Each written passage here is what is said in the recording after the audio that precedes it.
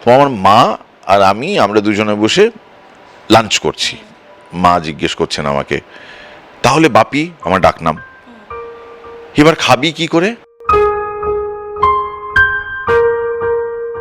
অর্থের প্রশ্নটা পরে, রেডিও ছাড়া মীর বাঁচবে কি করে? যখন লোকজনের বাড়ি যেতে আরম্ভ করলাম তখন তারাও জিজ্ঞেস করতে আরম্ভ করলো যে আচ্ছা রেডিও তো ছেড়ে দিলে, এরপর তুমি কি করবে? তখন এই প্রশ্নের কোনো উত্তর আমার কাছে ছিল না। রেডিওর কারেন্ট পলিসিগুলো আমার পছন্দ হয়নি বলে আমি কোনো সংঘাতে যেতে চাইনি, তো সেই জন্য আমি বললাম যে I will take an exit বলে আমি বেরিয়ে এলাম।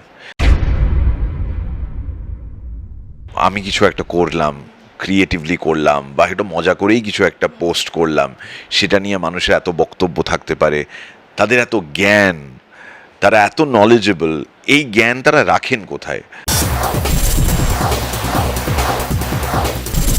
সব শেষের একটা শুরু থাকে, এটা আমরা ছোটবেলা থেকেই জানি, শুনে এসছি, কিন্তু শেষটা যদি আমরা নিজেরাই করি এবং শুরুটাও নিজেদেরকে করতে হয়, সব কিছু শেষ করে মানে একটা জায়গায় একদম স্টপ করে দিয়ে, সেই সময়টা ঠিক কতটা মনের জোর লাগে, কতটা ইচ্ছে শক্তি প্রয়োজন, সেটা বোধহয় যারা করেন তারাই বলতে পারেন।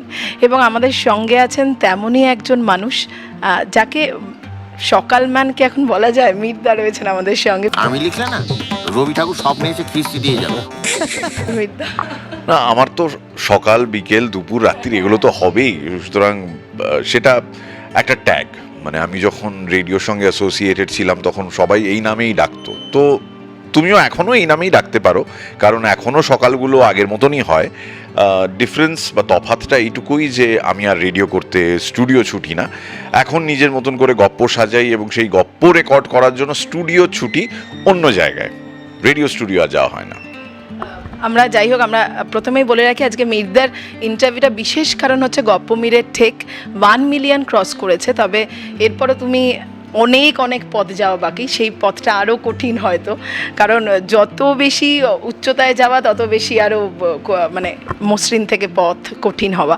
ফার্স্টে একটা যেটা জিজ্ঞাসা করছিলাম, যে মানে বলছিলাম যে শেষ থেকে শুরু হয় আমরা জানি, এটা কমন একটা কথা, কিন্তু সেটা বিশ্বাস করতে তো আমাদের একটা সময় লাগে, এবং সেই শেষটা যখন তুমি নিজের ডিসিশনে নিজের সিদ্ধান্তে করেছো, এবার একটা নতুন শুরু, সেটাই কতটা সাহস লেগেছে? আমি এটার উত্তরে তোমার একটা ছোট্ট ঘটনা বলি। আমি জুন মাসের মানে 2022 সালের জুন মাসে তো চাকরি ছাড়ি, এবং সেই সময় যখন এই ডিসিশনটা নিই, ফ্যামিলিকে জানাই, তারপর আমার মা বাবাকে জানাই, তো আমার মা আর আমরা দুজনে বসে লাঞ্চ করছি। মা জিজ্ঞেস করছেন আমাকে, তাহলে বাপি আমার ডাকনাম, এবার খাবি কি করে, কি খাবি? তখন আমি বুঝলাম যে 27 বছর ইন্ডাস্ট্রিতে কাজ করার পরও আমার মায়ের চিন্তা এখনও ওই বেসিক চিন্তা, যে রোজগার কি করে হবে আর খাওয়াটা কি করে হবে। মানে এটাই প্র্যাকটিক্যাল সেন্স যে কোনো মানুষের ক্ষেত্রে। আমার মনে হয় সে যে প্রফেশনেই থাকুক না কেন, দিনের শেষে তার চাকরি আছে কি চাকরি নেই, সে চাকরি ছেড়ে দিচ্ছে নিজে থেকে। যখন কোভিড হয়েছিল তখন আমার মা বাবা দুজনেরই খুব ভয় ছিল, আমার আত্মীয় পরিজনদেরও খুব ভয় ছিল, যে চারিদিকে তো শুনছি লোকজনকে ছাঁটাই করা হচ্ছে বা মাইনেপত্র কেটে দেওয়া হচ্ছে, কমিয়ে দেওয়া হচ্ছে, তোমার ক্ষেত্রেও যদি সেরকম হয় এমন হলে হবে, আর 5টা লোকে যেরকম হয় সেরকম আমারও হতে পারে, আই এম নো ডিফারেন্ট। যখন কোভিড পিরিয়ডটা কেটে গেল এবং বাড়ির লোকজন দেখলো ও চাকরিটা এখনও আছে, তাতে তারা স্বস্তির নিঃশ্বাস ফেললেন, বাহ ভেরি গুড, কোভিডে তাহলে আমাদের খুব একটা ক্ষতি হলো না। কোভিড পেরিয়েছে 1.5-2 বছরের মধ্যে আমি যে এই সিদ্ধান্তটা নেব এটা কেউ জানতেন না। সো এটা অনেকের কাছেই একটা বিরাট শক ছিল। এক, রেডিও ছাড়া মীর বাঁচবে কি করে, এটা প্রথম প্রশ্ন। অর্থের প্রশ্নটা পরে, রেডিও ছাড়া মীর বাঁচবে কি করে? যে মীর এত বছর ধরে রেডিও করে এসেছে, সে রেডিও ছাড়া অন্য কিছু বোঝে না, বাকি সব কিছু যা যা হয়েছে সবই হয়েছে এই রেডিওকে সাথে রেখে। আমি কোনোদিন রেডিওটাকে ফেলে দিয়ে বাকি সব কিছু যা যা আমার করার ছিল সেগুলো করিনি। আমি রেডিওটাকে স্ট্যান্ডার্ড রেখেছি, ওটাকে স্টেশনারি রেখেছি, সেটা আছে, তার পাশাপাশি আমি বাকি সব কিছু করে গিয়েছি। তো আমি রেডিও ছেড়ে কি করে থাকবো, এই প্রশ্নটা আমি যখন নিজেকেও করি তখন সত্যি আমার কোনো উত্তর ছিল না। কিন্তু তারপর ওই যে তুমি যেটা বললে যে কিছু একটা স্বেচ্ছায় স্টপ করে তারপর নতুন কিছু গড়ার চেষ্টা, সেই তাগিদটা আমার ছিল। এবং সেই জেদ থেকে বা সেই ইচ্ছে থেকে গপ্পমীরের ঠেকের জন্ম। যে আমি দেখলাম যে আমি যদি একটা কর্পোরেট স্ট্রাকচারে কাজ করি বা চাকরি করেই যাই, আমার পক্ষে নিজের মতন করে কিছু করা সম্ভব হয়ে উঠবে না, ফর অবভিয়াস রিজনস। তো সেই কারণে আমি জুন 2022-এ চাকরি ছাড়লাম। চাকরি ছাড়ার 6 মাস পর আমি ভাবলাম যে এবার আর বসে থাকা চলবে না। প্রথমে তো ভেবেছিলাম যে 1 বছর কিচ্ছু করবো না, মানে মাস পুরো মানে কিচ্ছু না, নিজে nothing I was at home. আমি বাড়িতে থাকতাম, সারাদিন চিন্তা করতাম কি করব। মানে টেলিভিশন দেখে, ওটিটি প্ল্যাটফর্মে ওয়েব সিরিজ দেখে আমি 2-4 দিনের মধ্যেই বোর হয়ে গেলাম। আমি বললাম আর কিছু করে উঠবার নেই। প্রথমত মনে হলো এবার তো আমি বাড়িতে রিল্যাক্স করব, নিজের সময় মতন উঠবো, যখন ইচ্ছে ঘুমোবো, মুভিজ দেখবো, বেড়াতে যাব। সবই দেখলাম, পরে ওই প্ল্যান হয়েই থেকে গেল, কিন্তু করা হচ্ছে না। তো আমি বুঝলাম যে আমি কাজের মানুষ, কাজে না থাকলে আমি স্থির থাকবো না। সো সেখান থেকেই পরিকল্পনা যে আমি কি করতে চাই। তো নিজেকে নিয়ে বসলাম একদিন, ক্লাস করলাম নিজের সঙ্গে নিজের ক্লাস, যে তোমাকে মানুষ কি কি রূপে দেখেছে। তো আমি গুনতে আরম্ভ করলাম, যবে থেকে শুরু করেছি। সংবাদ পাঠক হিসেবে দেখেছে, তারপর একজন স্ট্যান্ড আপ কমেডিয়ান হিসেবে দেখেছে।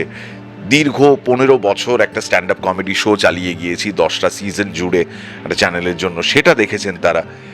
রেডিও তো ছিলই, পাশাপাশি আমি সিনেমায় অভিনয় করেছি, একবার থিয়েটারও করেছিলাম, ওয়েব সিরিজও করেছি, এবং মঞ্চে অনুষ্ঠান সঞ্চালনা, যেটা আমি একদম বাচ্চা বয়স থেকে করে আসছি। সো এই রূপে লোকজন দেখে এসছে।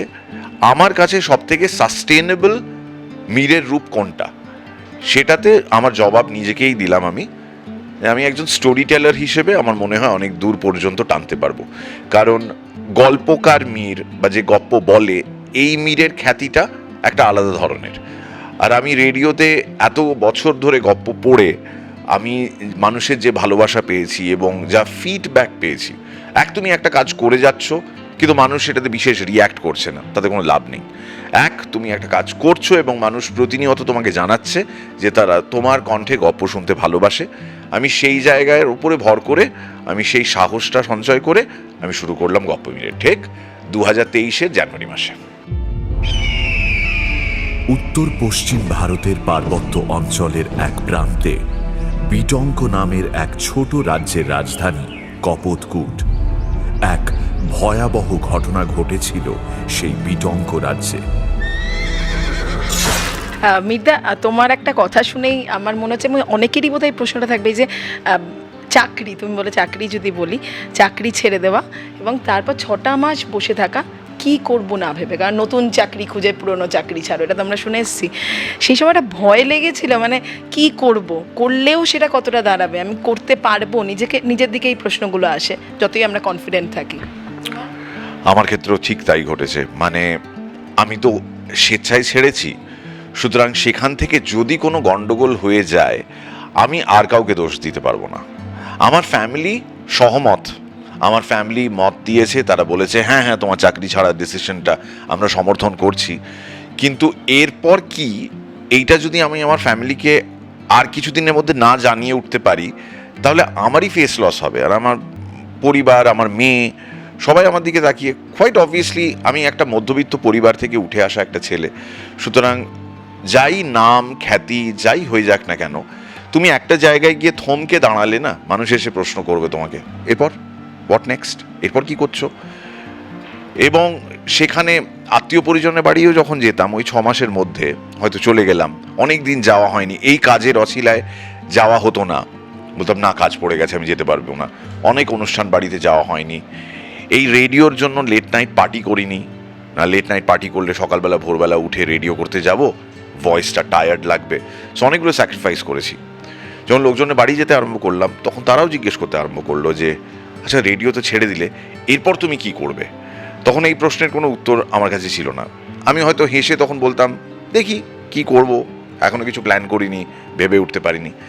তারপর ফাইনালি আমি 2023-এর অক্টোবর মাসে 2022-এর অক্টোবর মাসে আমি ডিসিশন নিলাম যে না, আর বসে থাকবো না, এবার কিছু একটা করতে হবে। সেই কিছু একটাটা কি, ইনডেফিনিট কিছু একটা বললে তো খুবই মানে ওপেন স্পেস থেকে গেল। আমাকে কিছু একটা করতে হবে বলে আমি নিজেকে সান্ত্বনা দিলাম, কিন্তু সেই কিছু একটাটা কি? তখন ডিসাইড করলাম যে আমি একটা চ্যানেল করব, নিজের ইউটিউব চ্যানেল। তার আগে আমার একটা ইউটিউব চ্যানেল ছিল ফুডকা, তার সঙ্গে অ্যাসোসিয়েটেড ছিলাম। সো এটা হতে চলেছিল আমার সেকেন্ড ইউটিউব চ্যানেল। সেখান থেকে কিছুটা অভিজ্ঞতা সঞ্চার করেছিলাম আমার ফুড ব্লগিং চ্যানেল থেকে, এবং তারপর যখন এটাতে নামলাম, ইট ওয়াজ আ কমপ্লিটলি ডিফারেন্ট গেম। মানে আমি এতটা ব্যস্ত বোধহয় কোনো দিন থাকিনি। মানে আগে তাও আমি সময় বের করে অন্যান্য জিনিসে ইনভলভড হতাম, এইটা করতে গিয়ে দেখলাম একদম আর সময় পাচ্ছি না। এটাও যেহেতু নিজের কাজ, অ্যাকাউন্টেবিলিটি একেবারে নিজের ওপর। কোনো কিছু যদি গন্ডগোল হয় আমি আর কাউকে দোষ দিতে পারবো না, আমাকে নিজেকেই অ্যাকাউন্টেবল রাখতে হবে। সেই জন্য নাওয়া খাওয়া, লিটারালি নাওয়া খাওয়া ভুলে এই কাজে নামলাম, এবং দেখতে দেখতে 14টা মাস পেরোলো। 23শে জানুয়ারি 2023 থেকে 7ই এপ্রিল 2024, যেদিনকে আমরা 1 মিলিয়ন সাবস্ক্রাইবার্স এই মার্কটা ক্রস করলাম, সেদিনের জন্য অপেক্ষা করছিলাম। নিশ্চয়ই অপেক্ষা করে সবাই, এরকম একটা জায়গায় এসে তারা তো অপেক্ষা করবে। তো যেই মুহূর্তে আমি ওই 1 মিলিয়ন মার্কটা ক্রস করলাম, আমি ভাবলাম যে আবার তো কাউন্টটা 0 হয়ে যাবে এবার, তারপরে আবার আমাকে খাটতে হবে পরের 10 লক্ষের জন্য। সো এইভাবে নিজেকে মোটিভেট করা, এবং আমার মনে হয় আমার যা যা ডাউট ছিল নিজেকে নিয়ে এই 6 মাস যে চাকরি ছাড়া ছিলাম, সেগুলো অনেকটা মিটিয়ে ফেলতে পেরেছি। কারণ যাই হয়ে যাক না কেন, কর্পোরেট ব্যাকিং ছাড়া নিজের উদ্যোগে কিছু শুরু করার পেছনে যা যা চ্যালেঞ্জেস থাকে প্রায় প্রত্যেকটা ফেস করেছি। একটা গল্পের কপিরাইট নিতে গিয়ে দেখেছি সেই কপিরাইট অন্য কারোর কাছে আছে। একটা কোনো প্রোডাকশন নামানোর জন্য যে অর্থের প্রয়োজন হয়, সেটা দেখছি এই মুহূর্তে এত বেশি খরচ করা আমার পক্ষে সম্ভব নয়। সুতরাং কিভাবে স্টেডিলি মেনটেন করে শুরু করতে পারি যাতে আমি এটাকে সাস্টেন করতে পারবো। শুরু করলেই হবে না, তোমাকে সাস্টেনেবিলিটি ফ্যাক্টরটাও জাজ করতে হবে, যে আমি কতদিন পর্যন্ত চালিয়ে রাখার দম রাখি। অমুক সময় স্পন্সর ঢুকতে পারে, আসতে পারে, এই সমস্ত কন্টিনজেন্সির ওপর নির্ভর করে তো কিছু কাজ করা যায় না।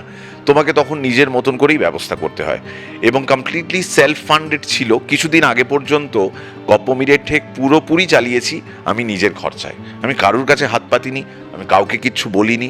আমি শুধু ওয়েট করছিলাম যে এই পার্টিকুলার মাইলস্টোনটা যখন ক্রস করব, যে একটা চ্যানেলের 10 লাখ সাবস্ক্রাইবার, একটা রিজনাল চ্যানেল, তাও এমন কন্টেন্ট যেখানে আমি গপ্প পড়ে শোনাচ্ছি, সেইটা বেশ চ্যালেঞ্জিং।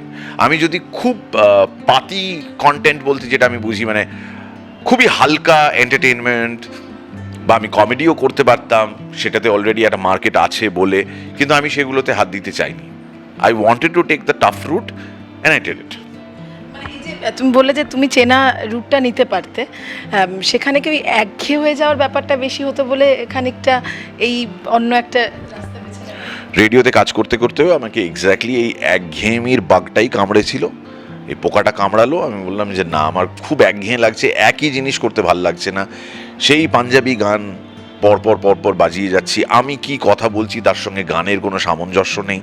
এই সমস্ত নানান সাত পাঁচ ভেবেই আমি ঠিক করলাম যে আমি আর রেডিওতে কন্টিনিউ করব না। রেডিওটা যতই আপন হোক না কেন, রেডিওর কারেন্ট পলিসিগুলো আমার পছন্দ হয়নি বলে আমি কোনো সংঘাতে যেতে চাইনি। তো সেই জন্য আমি বললাম যে I will take an exit বলে আমি বেরিয়ে এলাম। আমাকে অনেকে সেই সময় বলেছিল, তোমার হাতে তো তোমার কমেডি শোয়ে ছেলেমেয়েরা রয়েছে, তুমি তাদের সঙ্গে কিছু করছো না কেন? Why don't you do skits? তুমি ইউটিউবে এগুলো শর্টস হিসেবে আপলোড করবে, দারুণ ট্র্যাকশন পাবে। কিন্তু আমি ওটাও করতে চাইনি, কারণ আমি কমেডি করেও বোর্ড হয়ে গিয়েছিলাম। মানে লোককে হাসিয়ে হাসিয়ে হাসিয়ে হাসিয়ে ফাইনালি একটা সময় মীর বলল, না এবার একটু সিরিয়াস হওয়া দরকার, হাসিটা যাতে একটু অন্য ধারায় মানুষের মুখে ফুটিয়ে তুলতে পারি, সেই জন্যই গপ্পের পথে হাঁটা। জোর করে কোনো কিছু করার মানুষ না, মানে মির্দা নয় আমার যেটা মনে হলো, যে জোর করে অনেক কিছু ইচ্ছেগুলোকে দমিয়ে রেখে আমাদের করতে হয় তো, আমাদের পারিপার্শ্বিক সমাজে বা যাই হোক পরিবারের জন্য, সেটা বোধহয় মির্দা নয়। মানে না, আমি এটাতে কোনোদিন বিশ্বাসও করিনি, এবং এরকম আপব্রিঙ্গিংও আমার ছিল না। আমার মা বাবাও কোনোদিন আমার উপর কোনো কিছু জোর করে চাপিয়ে দেননি। তারা বলেছেন তোমার নিজের যেটা ইচ্ছে করছে তুমি সেটা করো। আমি চার্টার্ড অ্যাকাউন্টেন্সি করতে করতে আমি পরীক্ষা দিয়েও পাশ করে উঠতে পারলাম না, আমি ছেড়ে দিলাম। আমি MBA করতে আরম্ভ করলাম ISWBM-এ, আমি সেটাও সেকেন্ড ইয়ারের পর ছেড়ে দিলাম। আমার গ্র্যাজুয়েশনটাও আমি কমপ্লিট করলাম না, পাস কোর্স পর্যন্ত করলাম, অনার্স করলাম না, ছেড়ে দিলাম। এর পেছনে কারণ ছিল রেডিও, কারণ আমি ফার্স্ট ইয়ার অফ কলেজ থেকেই রেডিওতে জয়েন করে যাই, আমি চাকরি করতে আরম্ভ করি 19 বছর বয়সে। সুতরাং আমার তখন মনে হচ্ছিল যে এইগুলো আমার আর ভাল লাগছে না, আমি এগুলো করব না।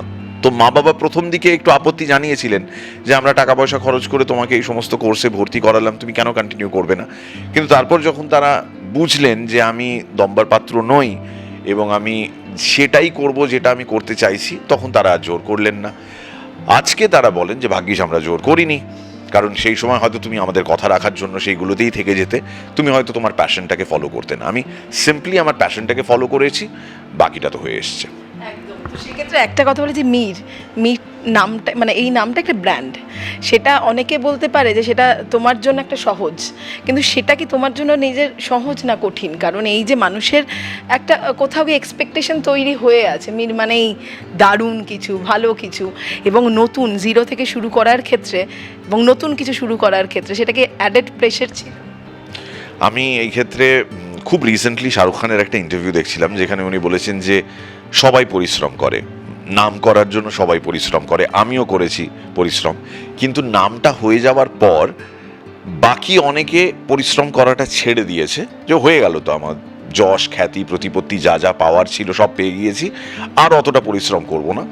বোধহয় ওই 5 জনের সঙ্গে শাহরুখ খানের এটাই ডিফারেন্স, যে শাহরুখ খান বিশ্বাস করেন যে তিনি অ্যাকচুয়ালি নাম খ্যাতি যশ হওয়ার পর থেকে আরও বেশি খাটতে শুরু করেছেন, এবং আজও আমরা দেখে যাই মানুষটিকে কি অদম্য পরিশ্রম করেন। সো আমি কোথাও এই ফিলসফিতে কিছুটা অ্যাগ্রি করি। আমি ওই মানুষটার মতন আমরা কেউই খেটে উঠতে পারবো না, কিন্তু আমি চেষ্টা করি নিজের মতন করে যে আমার ক্যাপাসিটির বাইরে গিয়েও নিজেকে স্ট্রেচ করে যতটা পরিশ্রম করা যায়। কারণ যেই মুহূর্তে আমার মনে হবে যে ও আমার তো হয়ে গেল, এই যে 1 মিলিয়ন হয়ে গেল, এবার আমি কি একটু রিল্যাক্স করছি, আমি আজকেও তোমার সামনে এই ক্যামেরার সামনে আমি বসে আছি স্টুডিও কাজ শেষ করে। এই প্রচণ্ড গরমের মধ্যে স্টুডিওর এসিও ঠিকঠাক কাজ করে না, তার মধ্যেও আমরা কাজ করে যাচ্ছি, আমরা প্রত্যেকেই সেটা করি। যার মধ্যে শেখার তাগিদ রয়েছে সে থামবে না, সে পরিশ্রম করে যাবে, আমি এই ফিলসফিতে বিশ্বাস করি। সে কারণে আমার কাছে মানুষের এক্সপেকটেশনসের বোঝাটা যত বেড়েছে, এটা যাই বলো না কেন আর্টিস্টের থাকে।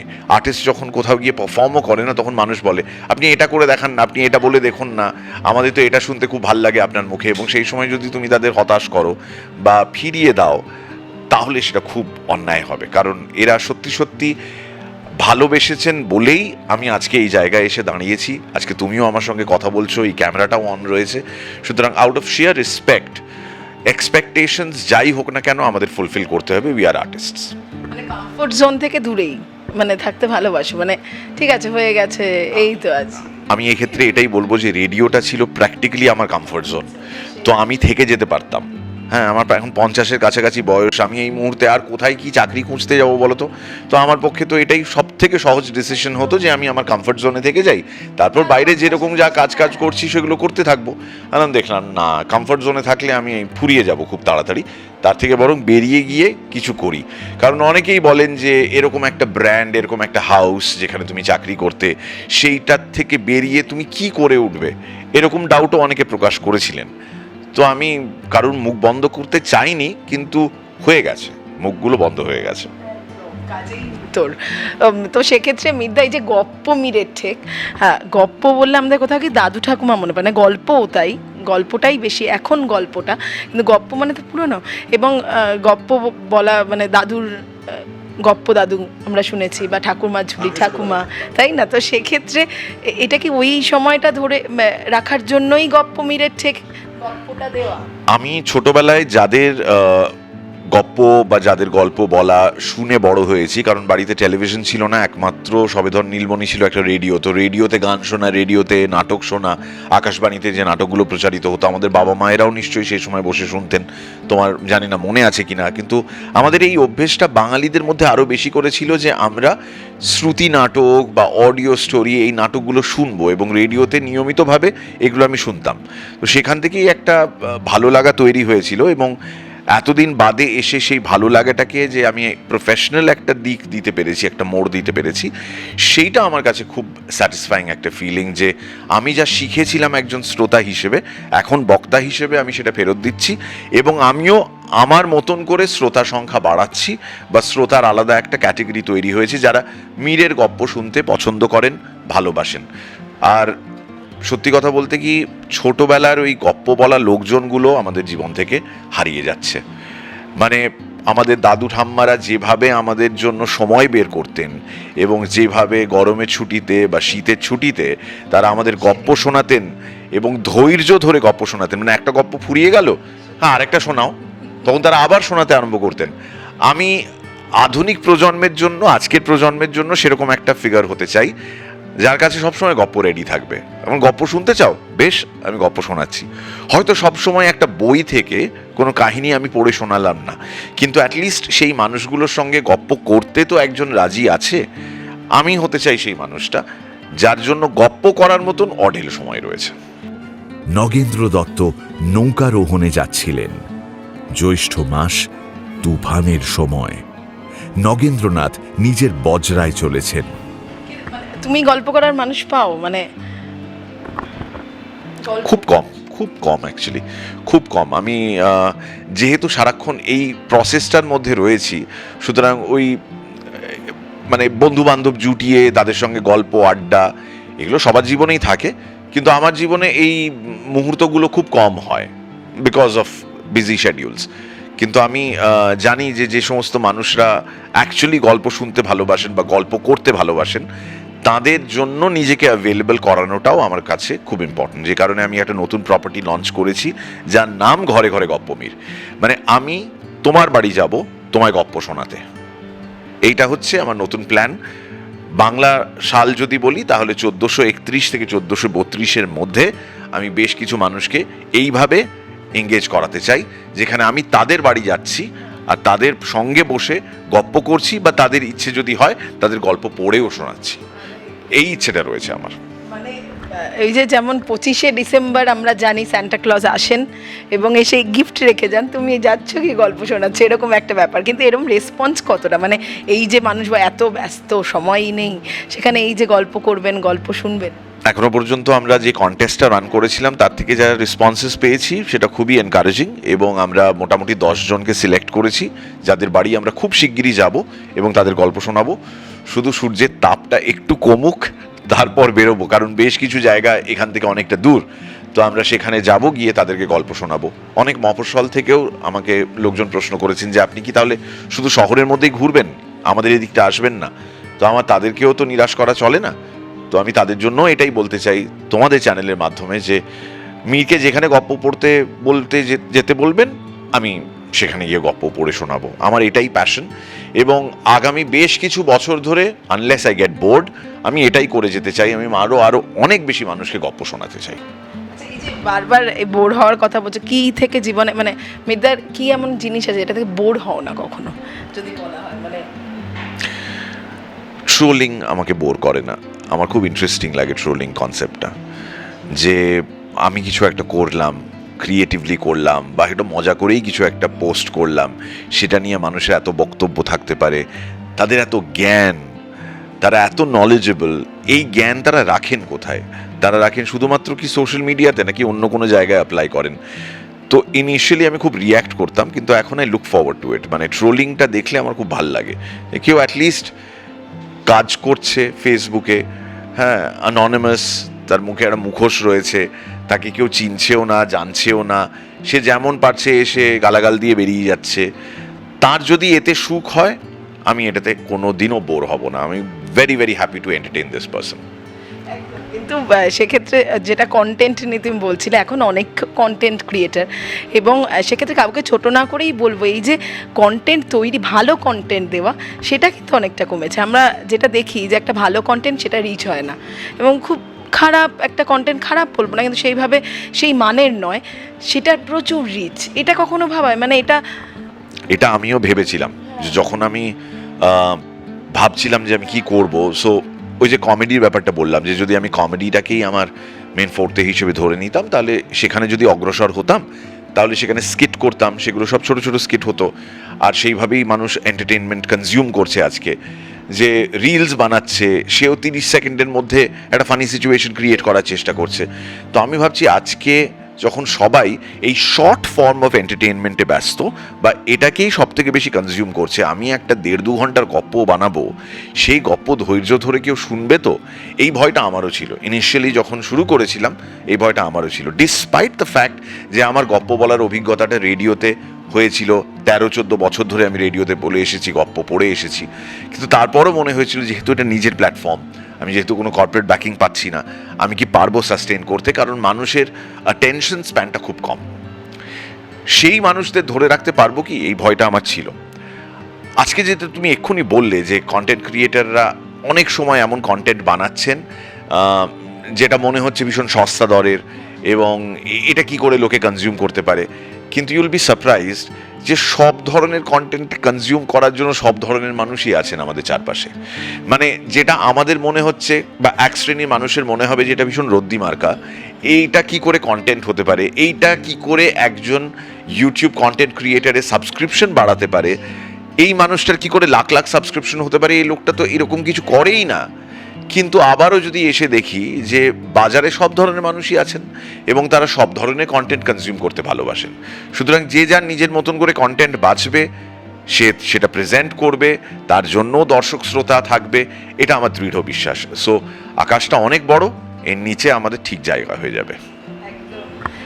এরপর যেটা বলবো যে আর বেশি সময় নেব না, কিন্তু তোমার আগামী যে গল্পগুলো, অনেকগুলো গল্পর অ্যানাউন্সমেন্ট করে দিয়েছো, একটু যদি বলে দাও যে আগামী গপ্প মিলের থেকে মানুষ আর কি কি পেতে চলেছে। আমরা সমরেশ মজুমদারের 3টে কালোজয়ী উপন্যাস, সেগুলো আনতে চলেছি।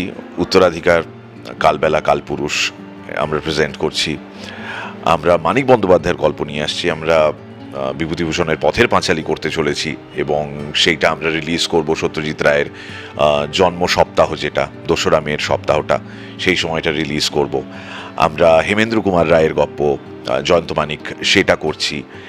এছাড়াও আমরা আরণ্যক আনছি, অনেক দিনের ইচ্ছে ছিল মানুষের, আদর্শ হিন্দু হোটেল, এই সমস্ত উপন্যাস বা গল্প যেগুলো আমরা আমাদের কেউ কেউ পাঠ্য বইয়ে পড়েছি বা কারুর মাস্টার্সের সিলেবাসে ছিল, এবং যেটা আপাত কঠিন ভাষা, অনেকের মনে হয় যে ভীষণ ভাষাটা কঠিন সুতরাং কনজামশনটা সেভাবে হবে না। আজকেও আমি যখন দেখি বঙ্কিমচন্দ্রের কোনো গল্প আমি দিই, তখন দেখি লোকজন বলে বাবা এটা তো পড়তে গিয়ে দাঁত ফোটাতে পারতাম না, কিন্তু আপনারা অ্যাটলিস্ট এইভাবে প্রেজেন্ট করছেন যেখানে আমরা সহজভাবে ভাষাটা বুঝতে পারছি এবং সেই ভাষায় গল্পটা এনজয় করছি। আমার উদ্দেশ্য এটাই যে আলটিমেটলি লোকজনকে, শ্রোতাকে পাঠকে পরিণত করা, যে তুমি কোনোদিন গল্পটা পড়োনি, কিন্তু তুমি যদি গল্পটা পড়তে তাহলে বুঝতে লেখক যে ভাষায় লিখেছেন সেটা কতটা ডাইনামিক। আমি সেটাকে সহজ করতে গিয়ে চেষ্টা করছি, আমার কন্টেন্ট ক্রিয়েটার হেড যিনি রয়েছেন তিনিও চেষ্টা করছেন যে ভাষাটা একটু সহজ করে মূল ভাবনাটাকে সেইভাবে প্রেজেন্ট করা, যাতে অন্তত গল্পটা শুনে লোকে আবার বইয়ে ফেরত যেতে পারে। গতবারও কলকাতা বইমেলা চলাকালীন আমরা এটা নিয়ে দেখলাম, অনেকে আলোচনা করছেন যে মানুষ বই পড়া ছেড়ে দিচ্ছে বা বই পড়া কমিয়ে ফেলছে। এটা একটা বড় কারণ হচ্ছে যে বইয়ে যা রয়েছে সেটাকে অন্য কোনো ফরম্যাটে ট্রাই করা হয়নি। তো যে সমস্ত গল্পগুলোকে কোনোদিনও অডিওতে ট্রাই করা হয়নি, আমি সেইগুলোই করার চেষ্টা করছি, যাতে মানুষ সেই গল্প শুনে আকৃষ্ট হন সেই বইয়ের প্রতি, বইয়ের গল্পের প্রতি, ওই বইয়ের পাতার গন্ধ, ওই বইয়ের পাতা উল্টাতে উল্টাতে ওই ক্যারেক্টারগুলোকে খুঁজে পাওয়া, অপু দুর্গার সঙ্গে পরিচয় হওয়া, এই সমস্ত কিছুই হচ্ছে আসল উদ্দেশ্য। তুমি যে সময় বলে দাদু ঠাম্মার গল্প অনেক সময় তারা বানিয়েও বলতেন, হঠাৎ করে বলছি, সেটা তোমার মানে কখনো ভেবেছো যে নিজের গল্প থাকবে? এটাও তো আমরা দেখি যে হঠাৎ করে বলছি গল্প শোনা। আমি তো যখন অ্যাকচুয়ালি টেলিভিশনে কমেডি শো করতাম সেই সময় তো আমি বানিয়ে বানিয়েই গল্প বলতাম, মানে আমি নিজের মতন করে বানিয়ে বানিয়ে বলতাম। আমার একটা উর্বর মস্তিষ্ক ছিল, দুষ্টু মস্তিষ্ক, আমি সেখান থেকেই বানিয়ে বানিয়ে গল্প বলতাম। কিন্তু এইটা একটা আর্ট যেটা আমাদের সিনিয়রদের ছিল, তারা কিছুতেই ক্লান্ত হতেন না, মানে আমরা ঘুমিয়ে পড়তাম তারা ঘুমোতেন না, তারা জেগে থেকে আমাদের গল্প শোনাতেন। গপ্প মিলের ঠিক অনেকাংশে সেই সমস্ত গপ্পকারদের বা গপ্প বলিয়েদের মিরে ট্রিবিউট, যারা অক্লান্তভাবে শুধু গপ্প শুনিয়ে গেছেন। সেই সমস্ত মানুষরা আজ পৃথিবীতে নেই। আমিও তাদেরই মতন, তাদের থেকে ইন্সপায়ার্ড হয়ে আরও অনেক মানুষকে গপ্প শোনাতে চাই, as long as I am fit. শেষ করবো, কিন্তু আগে তুমি রেডিও নিয়ে কথা বলছি, রেডিও এখন শোনো? এখন যদিও রেডিও অনেকটা দেখার জায়গা হয়ে গেছে, দেখাও হয়, মানে শুধুই শোনা নয়, তুমি শোনো এখন? মাঝে মাঝে গাড়িতে চলতে চলতে শুনি, ড্রাইভার চালায় শোনে। ইনিশিয়ালি 6 থেকে 8 মাস আমি একদম রেডিও শুনিনি, কারণ আমার তখন খুব অ্যাংজাইটি হতো, আমার একটা বড় ফোমো হতো যে আমি এই জায়গা থেকে তো নিজেকে স্বেচ্ছায় সরিয়ে এনেছি, এবং এখন যখন রেডিও শুনতে যাই তখন একটু কষ্ট হয় যে I was there on the mic at one point of time, but ধরে নিচ্ছি এটা আমার রিটায়ারমেন্ট, স্বেচ্ছা অবসর। কিন্তু এই অবসর জীবনে আমি বসে থাকছি না, আমি আরও নতুন কিছু ক্রিয়েট করার চেষ্টা করছি, শুধুমাত্র নিজের জন্য নয়, আরও সেই সমস্ত মানুষদের জন্য যারা গল্প শুনতে ভালোবাসে। Thank you so much মির্দা। শেষ করব, আর তুমি তখন বলছিলে যে তুমি স্টুডিওতেই আজকে টাইম দিয়েছিলে, আমার জন্য আর কি সেটা পেছোতে হয়, এখানে আমরা আসি, মানে সকাল থেকে কাজ চলছে, সেখান থেকে এসে ইন্টারভিউ, এতটা সময় দেওয়ার জন্য ধন্যবাদ। আর কি বলবে, মানে লাস্টে তোমার শ্রোতাদের, দর্শকদেরও যদি বলি, বহু দর্শকও আছেন, কি বলবে? প্রথমে তো আমি তোমাকে বলবো, কারণ তোমার সামনে এইভাবে মাইকে বহুবার কথা বলেছি, কোনো ফিল্মের প্রমোশনে কথা বলেছি, কোনো ইভেন্টে গিয়েছি সেখানে কথা বলেছি, এমনও হয়েছে তুমি পেছন পেছন ছুটেছো, বলেছো মিদ্যা একটা বাইট দিয়ে দাও, এবং সেই সময় আমার সময় হয়নি, তার জন্য আবারও ক্ষমা চেয়ে নিচ্ছি। কিন্তু এই সমস্ত কিছুর মধ্যে তোমার সঙ্গে নিজের বেবি, নিজের প্রোডাক্ট নিয়ে কথা বলতে যে কি আনন্দ হচ্ছে সেটা বলে বোঝাতে পারবো না। আমার দর্শক শ্রোতাদের আমার শুধু এইটুকুই বলার যে তোমাদের মধ্যেও বা আপনাদের মধ্যেও এমন অনেক মানুষ থাকবেন নিশ্চয়ই, যাদের অনেক দিন ধরে মনে হচ্ছে যে যে কাজটা আমি করে আসছি সেটা আমার একঘেয়ে লাগছে, বা আমার মনে হচ্ছে এটা আমাকে জোর করে করতে হচ্ছে। তো that is a certain point of time in your life যেটা আসবে, এখনও যদি না এসে থাকে সেটা আসবে যখন আপনি নিজেই রিয়েলাইজ করবেন যে আর পেরে উঠছেন না, আপনি ওই ডিসিশনটা নিতে চান। ঘাবড়াবেন না, চোখ কান বুঝে কনফিডেন্সের সঙ্গে ঝাঁপিয়ে পড়ুন। আমার মনে হয় আমি সব থেকে বড় এক্সাম্পল আপনাদের সামনে, একটা স্টেডি কর্পোরেট চাকরি ছেড়ে নিজের মতন করে কিছু করার চেষ্টা করেছি, এবং থ্যাঙ্কফুলি এটাও আপনাদের জন্য, কারণ আপনারা আমাকে শুনেছেন, আপনারা এত বছর ধরে ভালোবেসেছেন, আপনারা শুনেছেন বলেই আজকে এই জায়গায় এসে পৌঁছেছি। 14 মাসে আমরা 10 লাখ সাবস্ক্রাইবার্সের মার্কটা পেরোতে পেরেছি। সো ভয় পাবেন না, যেটা আপনার মন চাইছে, মন থেকে যেটা আপনি ভেতর থেকে চাইছেন সেটা করুন, ঠকবেন না। শেষ করেও শেষ করতে পারছেন, তোমার এই কথাটা থেকে একটা প্রশ্ন মাথায় এলো, অনেকে এটা বলতে পারেন এটা যেন ব্যাকআপ লাগে, যে আমি ঠিক আছে, আমি 6টা মাস আমি চালিয়ে নিতে পারবো, যাদের এই সিচুয়েশনে তাদের হয়তো করে যেতে হয়। তো অনেকেই ভাবতে পারেন যে সেই সময়ও কি তোমার এই কথাগুলো অ্যাপ্লিকেবল তাদের জন্য? ব্যাকআপের জন্য ওয়েট করতে করতে আপনার প্রতিভার ব্যাকআপ না হয়ে যায়, সুতরাং আপনি টাইম খোয়াচ্ছেন প্রতি মুহূর্তে এই দোনামোনা, এই দোলাচলের মধ্যে থাকতে থাকতে, যে আমি করব কি করব না, বেরোবো কি বেরোবো না, এইটা ভাবতে ভাবতে না অনেক মানুষের জীবনটাই ফুরিয়ে যায়। সো নিজেকে আর আটকে রাখবেন না, সাহস করে এগিয়ে যান। আমি বলছি, যদি আপনি মন থেকে সত্যি সত্যি সেই জিনিসটাকে চান, তাহলে 100% লাফিয়ে পড়ুন এখনই, আর দেরি করবেন না। টলিউড ফোকাস কলকাতা চ্যানেলটি আপনাদের ভালো লাগলে লাইক করুন, সাবস্ক্রাইব করুন এবং আপনাদের প্রিয় ভিডিওটি অবশ্যই শেয়ার করুন। Tollywood focus Kolkata.